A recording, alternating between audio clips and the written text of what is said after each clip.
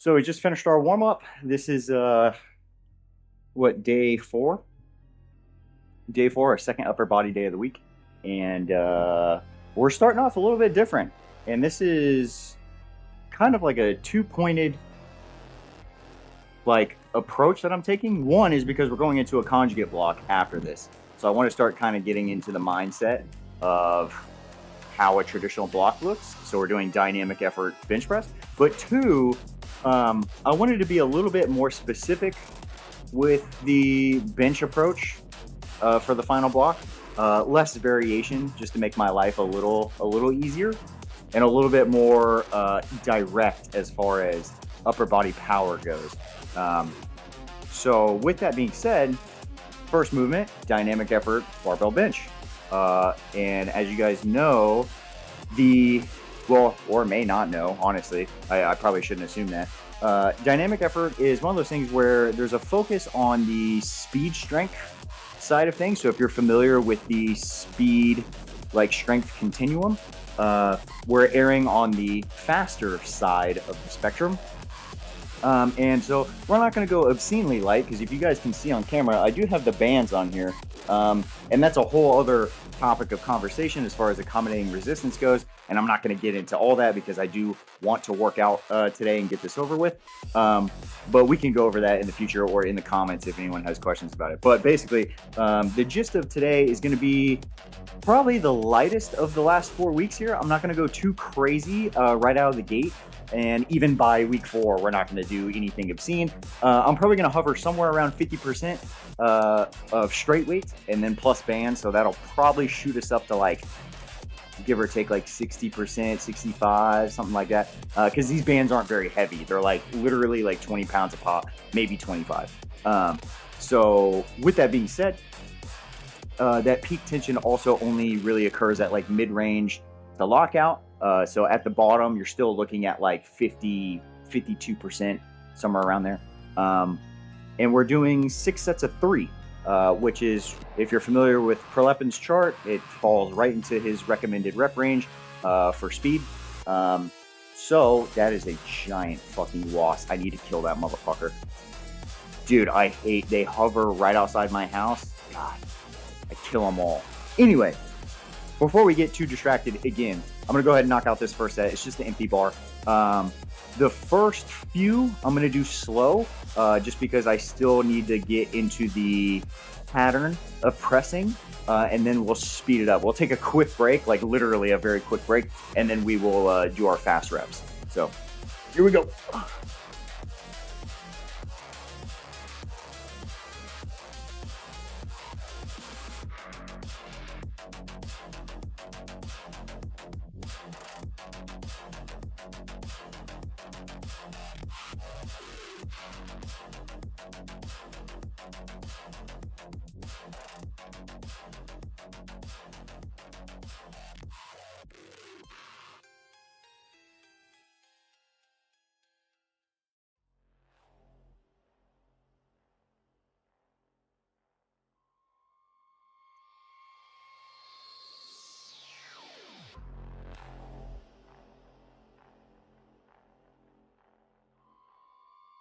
Oh. And if you guys, I don't know if you can see it from here, but I have my OVR, what's it called? I don't even remember what the fuck it's called. It's just a velocity tracker. That's the word I'm looking for. It just measures bar speed. So that's one of the things I like to use for my dynamic effort. And you could use it for max effort too, because there is some objectivity to bar speed determining your relative level of intensity or what kind of adaptations you're going to get from the movement. So I do like to use it on occasion, mostly for dynamic effort. I don't really use it for max, just because I'm really good at grinding out repetitions, and so I'm not really too concerned about being too fast or too slow there, and I know I'm within the appropriate threshold for that max effort work anyway. But when it comes to speed work, I do like making sure that I'm hovering anywhere between that. I tend to bias 0.7 to 0.9 meters per second, which I know is probably way faster than most people. that even, you know, do this kind of work. But I don't really hit 0.7 too often. I typically actually tend to bias like 0.75 to like 0.8 is kind of like my ideal sweet spot for speed. But it also depends on the movement. So, and of course, how you feel on any given day. I mean, you could be aiming for 0.8, but you can't get there, man. You're just too fatigued. You can't move the bar that fast. But anyway, we're going to throw some weight on here. I'm going to get up to 50%, which is going to be roughly 165-ish, 175 maybe. I don't want it to feel too weird because it is speed reps, and y'all will see what that looks like. And again, OVR will tell me how fast I'm moving. So we're going to abide by that as well. But anyway, let's go ahead and slap some weight on here. Get moving.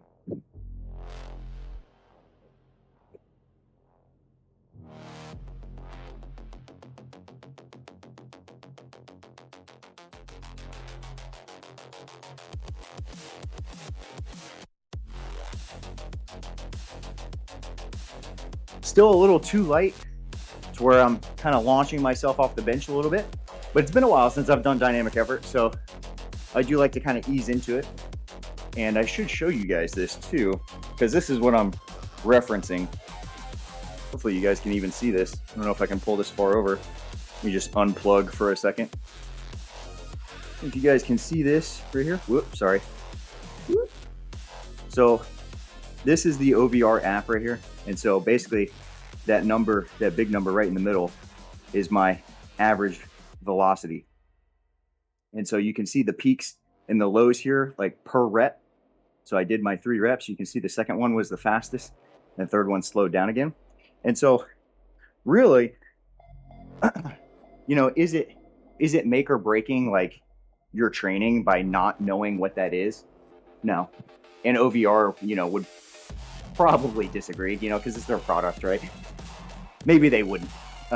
But the point is that by having like an objective thing where it's like, hey, yeah, this is verbatim how fast you're moving, it allows you to make smart weight adjustments in either direction. Like, okay, this weight feels okay, but it's moving too slow for what I'm trying to do, right? Because again, I'm training specifically for speed strength, and I know for a fact that in order to develop that quality, I have to be within a certain meter per second range to develop that quality. If I fall outside of that, does it really matter? Probably not, because there's probably some overlap there, right? And realistically, I'm not training for anything. I'm not a career, you know, athlete.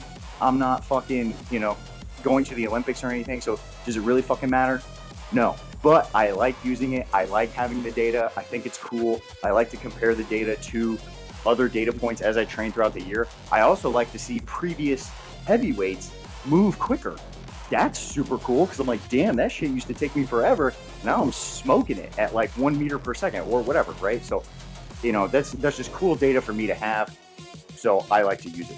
Anyway, we're gonna slap 45s on here, and then probably 1 or 2 more jumps after that. Again, it depends on what OVR tells me.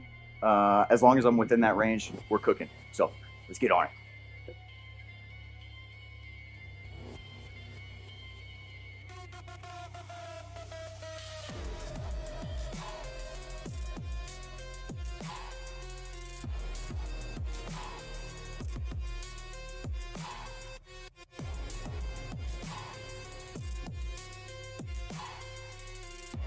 All right, this was my original like goal weight for today. So this is 165 plus the bands.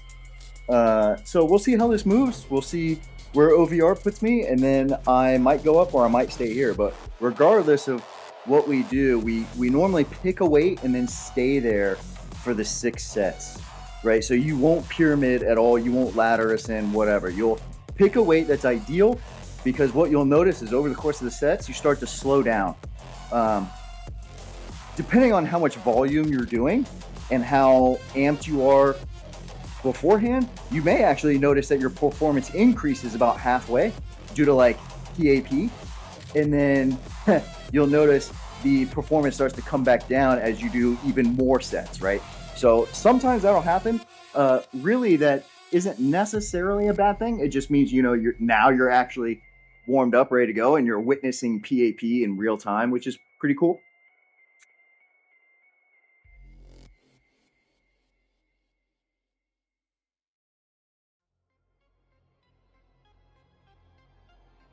All right, let's see what OVR gave us. So looking at this, looks like even our slowest rep is right where I normally want to be, which is 0.82, which is sweet. And then rep 3 was a little bit faster.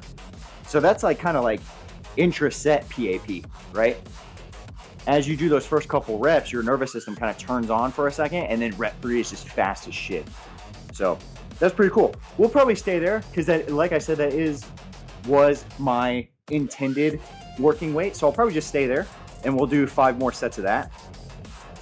Rest period is going to be roughly 60 seconds, maybe 45, which I'm already at 45 right now. So we'll probably go as soon as I stop yapping. And we'll just do that again. Ugh.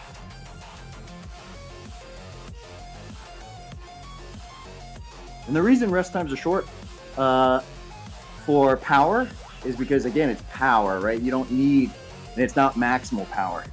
So you don't need long rest periods. They actually be pretty short.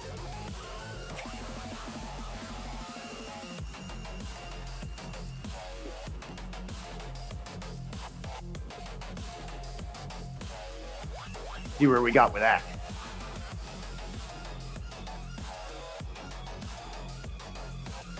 So only the last one that time dropped down to 0.78, which is still within my range. So we got 4 more. I'm just gonna stay here. Yeah, so let's go.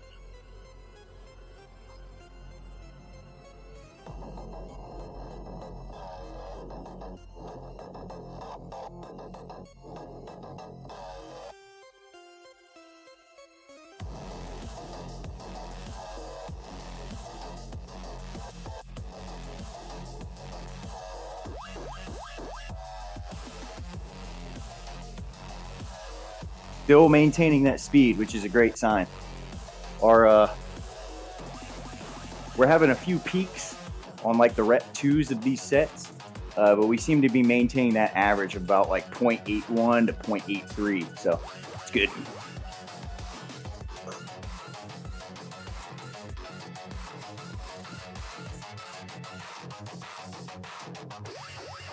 That first rep was a little wonky. I might have jumped it just a little too fast, but we were way faster. We peaked at 0.85 for that, so that's good. That was noticeably faster, even though I fucked up the first rep. So we got 1 more set.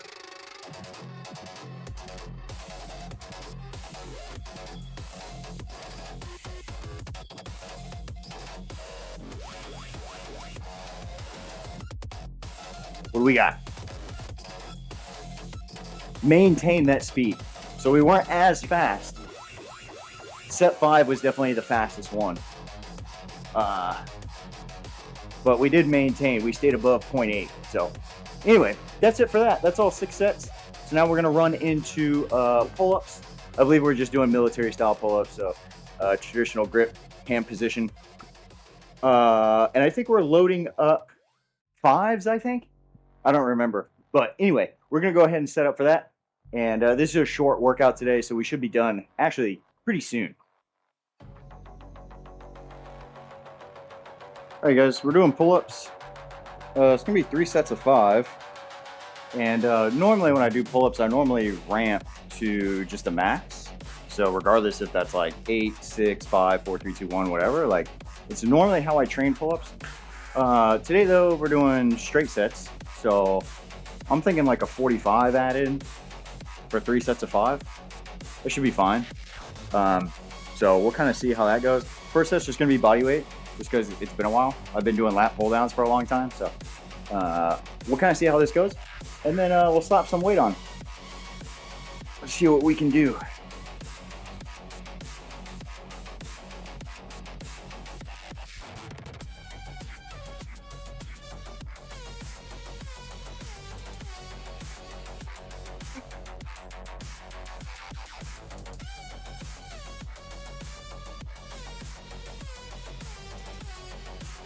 I feel like 45 should be fine.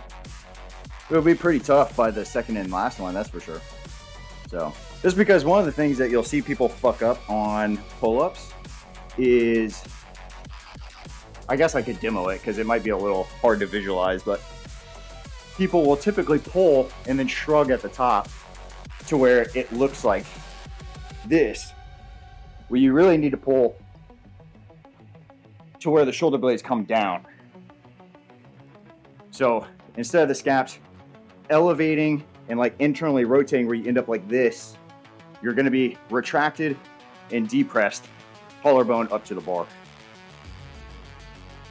That was quick.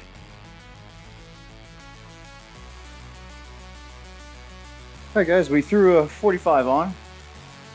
We're going to try and go for 5 again.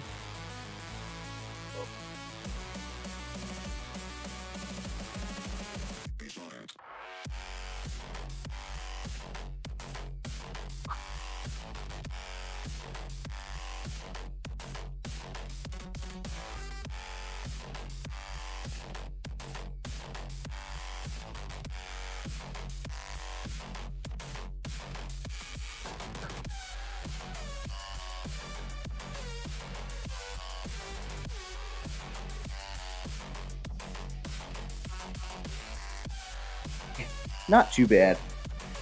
Ugh. But like I was saying, you want to try and be collarbone to the bar. So the elbows are going to come down, the traps are going to go down instead of here. Because people tend to pull elbows in front, internally rotated, and kind of like shrug themselves over the bar. And at a certain point, it's kind of unavoidable, you know, given fatigue and stuff like that. Where like, you know, especially if you're chasing like max strength, it's the same across all the lifts. You're going to have technique breakdown when you're pursuing maximal strength because your body is going to leverage positions that it can produce force in and that it's stronger in. And so it's going to deviate to positions to help you finish the rep. So again, context is everything. Right? We're purposefully sub-max here. General strength in that 5 rep range. Like, I want to be pretty strict with my form.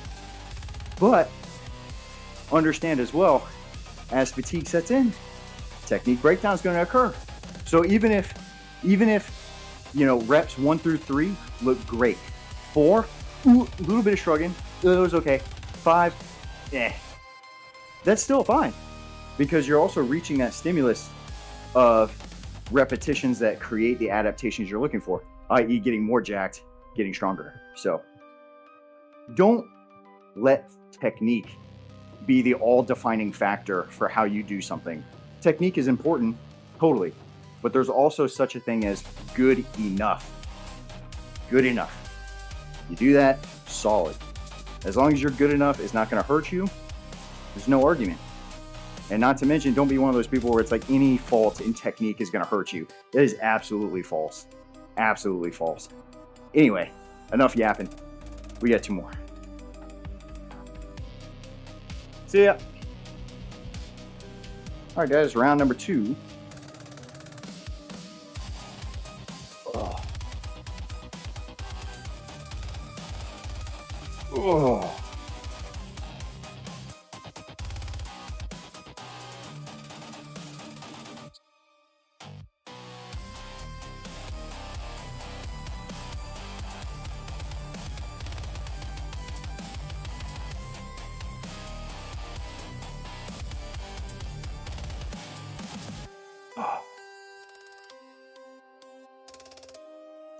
Started swinging a little bit too much there, so I had to pause the last few, stop swinging. Whew. Let's make it a good 5, or the best 5 that we can. Oh. Oh.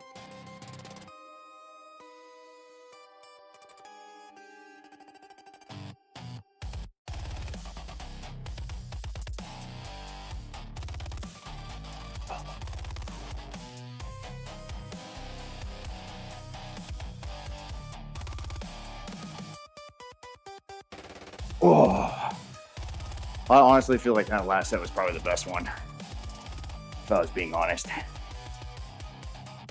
That last one felt pretty good. All right, let's get this shit off. We're moving into rows. We got seal rows again. So I'm gonna break out the seal row pad. Get that all set up. All right, guys. So we're doing seal rows again, as you can see, and we're gonna do 12, 10, 8 descending ladder. I've managed to do 80 pounds for 10. So I'm gonna do 80 pounds just right out of the gate because we've just done pull-ups. We're fucking warm, you know what I mean? So I'm just gonna load up 80. We're gonna do it for 12. And then based off of how hard that is, 85 for 10, and then 90 for 8. Or if we're feeling really fucking good, because I already got straps on. If we're feeling really fucking good, we can do 90 for the 10 and then maybe 100 for 8. So I don't know. We'll see how it goes. But that's kind of my two thought processes right now. So let's go ahead and load up the 80s. Again, we're going for 12 here off of a previous PR of 80 for 10. So we're going for 2 additional reps. Nothing crazy. And I'm putting straps on right away. And that is mostly just because I don't really fucking care to raw grip this shit. I just did raw pull-ups. My hands are tired. I don't really feel like doing more grip work. I just want to smash some fucking heavy rows and not worry about my little grip, my little baby grip. Oh.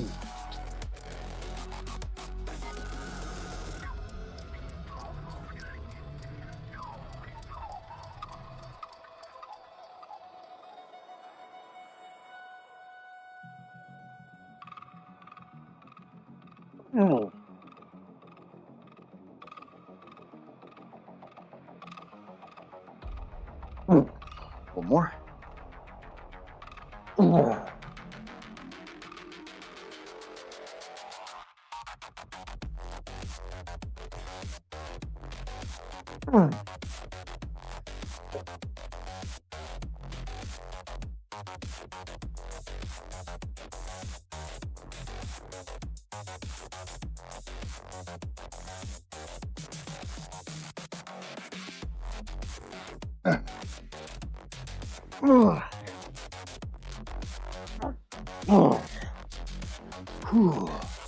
I don't know if I can go up.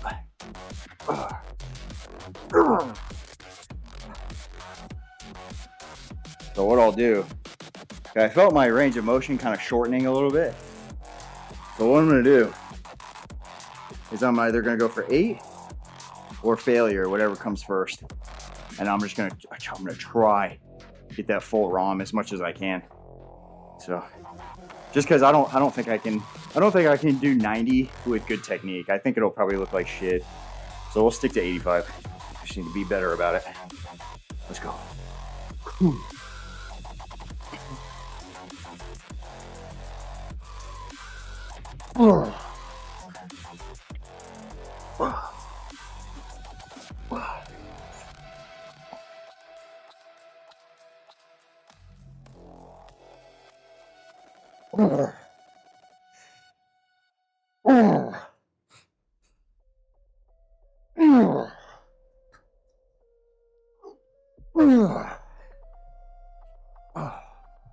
Fuck.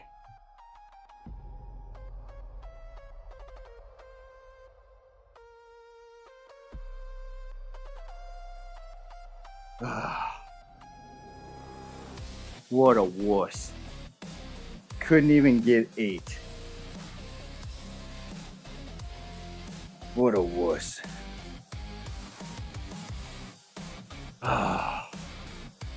It's okay. We'll redeem ourselves. All right, fellas. Seal row pad is staying out. Sorry, I don't know if I'm talking off screen or not. Train of thought. Got it.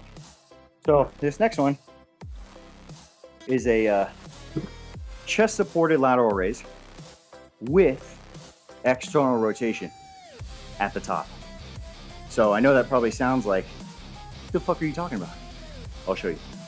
A friend of mine, who's a chiropractor, is a huge fan of this exercise for shoulder rehab. I love it too. It's fucking great. A lot of people, I mean, you know, the big thing used to be low back injuries, right? Like that was the thing. It was just low backs all the time. Everyone's low back was fucked up. And while that's still pretty prominent, now a lot of it is shoulder injuries. Shoulder injuries are like probably the majority. I don't remember the percentage off the top of my head, but I think shoulder took over low back's title as the most injurious site. And probably a bulk of those are just due to poor scapular movement on the individual's part. They just don't know how to move their scaps, which leads to a lot of pain. Or because of the nature of modern careers, everyone is behind a desk. And so because of that, we spend a lot of time internally rotated, and posture is not an indicator of like, you know, any sort of pain or whatever. So it's not like I'm getting at posture, but it's the fact that you're actually internally rotated. And then let's say you do go to the gym. A lot of people do internally rotated exercise. They don't spend a lot of time doing this, getting retraction, getting depression, right? It's a lot of internal rotation, elevation, this shit, right? So anyway, enough of that. Point is, it's a great exercise. I'm about to show you guys exactly what it looks like. And trust me, as we go through here, you do not need a lot of weight. So I am taking all this shit off. We're gonna do 10s initially because I don't really know how the first set's gonna feel, right? So I'm gonna do the first set with 10s. We're only doing 2. So I might be able to go to 15. Any sort of lateral raise, you know, 5 pounds is like 50 pounds. So we might go to 12s. But anyway, chest supported.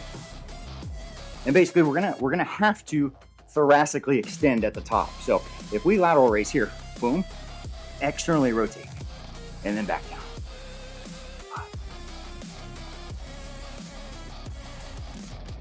Which I might actually have to bring my pad down just a little bit.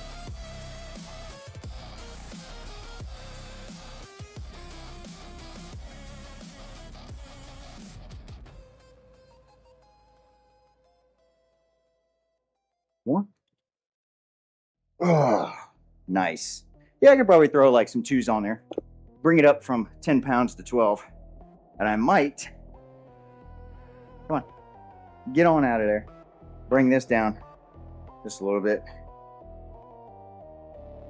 Just so I can lean back a little bit more like this, where I'm a little more upright. Now, ideally, probably what I would do is bring this up a notch, which I'll do once I cut the tape, just so I don't have to fucking do this shit. But that way I'm a little more upright, and so what that allows me to do is thoracically extend and not have this fucking pad jabbing me in the solar plexus. So anyway, let's do that. All right, threw some 2.5s on there, so we're up to 12. And the interesting thing here, if you guys are training at home or have adjustables, whatever, this is a little nuance with adjustable dumbbells. So if I'm doing a lateral raise with external rotation, I'm actually going to put the adder plate thumb side. So that way when I come up, it's loaded internally, right? I have to externally rotate against that resistance and then back down. Small tip, but makes a huge difference. So we're going to knock that out right now. Check this out. So we get same position. Again, those adder plates, so the weight is biased thumb side, right? I lateral raise. Oh God, that feels terrible. Oh, in a good way.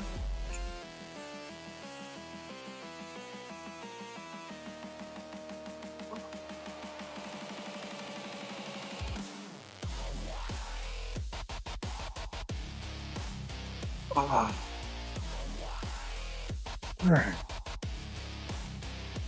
But you see what I'm talking about with the thoracic extension? So I'm leaning into the pad, right? I lateral raise, but then I have to peel off of it to get into the external rotation. Now the thing about that is, you don't want that extension occurring at the lumbar. You want it occurring at the thoracic. So when you're braced into things like this, I am constantly thinking about like my abs flexing, right? So that I'm in here like this, so that the lumbar stays in its neutral range. Now again, getting into some, tiny tidbits of movement optimization, which in the grand scheme of things, does it fucking matter? No, probably not. But if you're the type of person that likes to optimize stuff, the little stuff like that does make a huge difference. So anyway, that was it for that. It's just 2 sets, man. Easy peasy. Now we're gonna go into arm stuff. I forget what I'm doing for curls. I think it's spider curls. I'm pretty sure it's spider curls. So incline bench again. And I think we're doing like cross body tricep extensions with a band, but I'll double check that. Anyway, quick cut. We're gonna superset this shit, by the way, and then we're all done. So easy peasy day.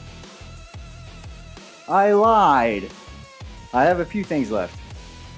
Literally a few, as in 3. So TRX, rear delt flies. Hopefully you guys can see me when I do this. Looks like I'm just barely out of frame. Maybe.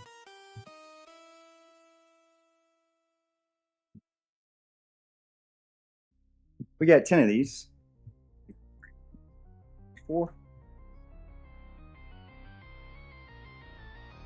6. Ah.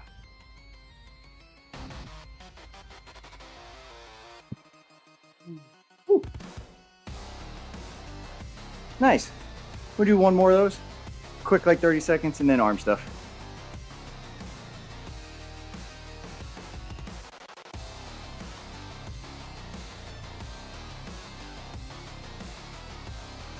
Oh, good.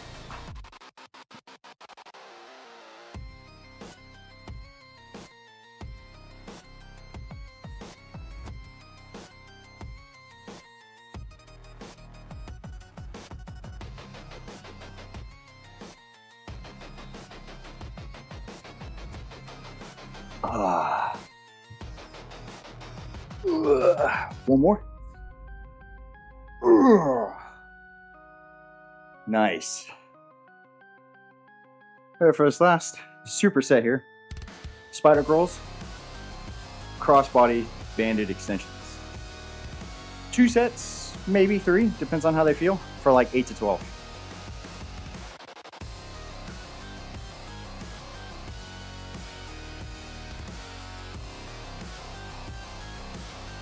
All right, so for spider curls, if you're unfamiliar, supinated grip the whole time. So palms are up.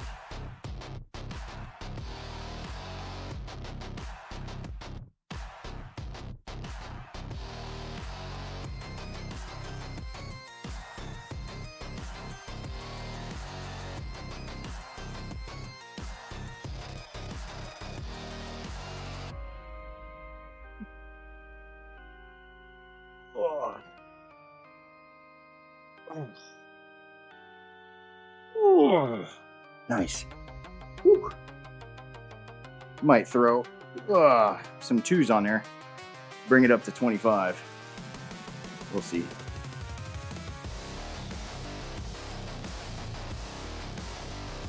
Now for these crossbody extensions, I have like an inch worth of slack, pinky side. Maybe a little less. I bring the elbows back first here. Hopefully that bench isn't in the way. I might have to step back just a little bit. Might have to loosen up my grip because these bands are already feeling kind of tight. There we go. So I'm past the bench. Cool. And then from here, all we do is just extend the elbow.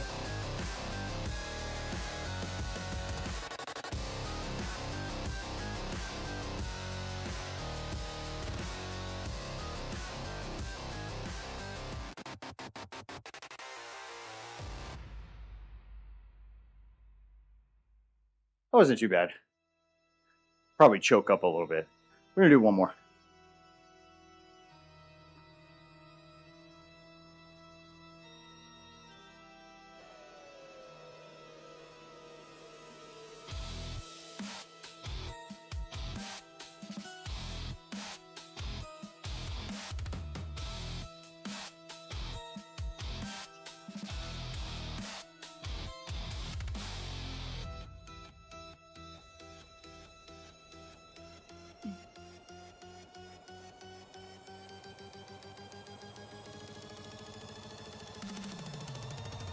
Ooh, we can definitely go up next week for sure.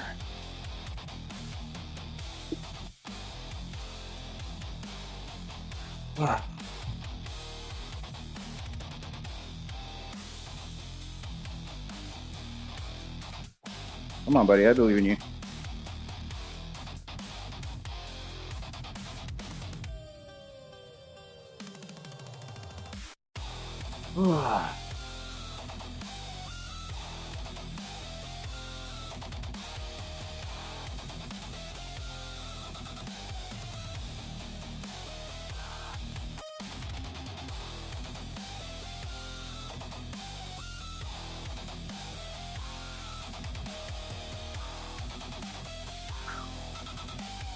Nice. Easy peasy. Cool. Easy, man. I don't really have a whole lot to say. It's a fun one. So, and tomorrow's another heavy hitter of a field day. And then Saturday, I might take off. With how heavy the sprint days have kind of ramped up, I'm kind of looking at the block again, and I'm like, I might need some time off because I finally don't have shin splints anymore, and they weren't even really that bad. It was just like, every time you ran a sprint, you could feel it, right? And so they finally went away, and I really don't want to run into an issue of them popping back up on peak week on 12. So I think, I don't know, I haven't really decided. I think I'm going to take one of the run days out and change it into either treadmill, which is what I did yesterday. Might keep it like that, or just nix it entirely and just focus on recovery and like walking. So I don't know. It's tough making these changes like mid block because you don't want to do anything if the program's working. You know what I mean? Like there's no reason to change anything if the program's working. So I don't know. We'll kind of play that by ear. Yeah. But everything else seems to go well. I mean, after what, Tuesday's sprint session. I mean, y'all remember how light as a feather I was feeling? Like I felt fucking great, dude. So, and obviously we deloaded last week, which I'm sure, played into it. So I don't know, man. I might not change anything. Just ride the wave. Because at least that way next year I can come back with some notes and make some adjustments too. Because it's kind of like I fine tune every block as I go through it, right? But anyway, I don't have much else to report. I'm feeling good. I feel fast. I feel strong. I mean, I'm recovering pretty well. I'm eating on target every fucking day. Like, I'm feeling really good. So, with that being said, I'll see you guys in the next video. Adios.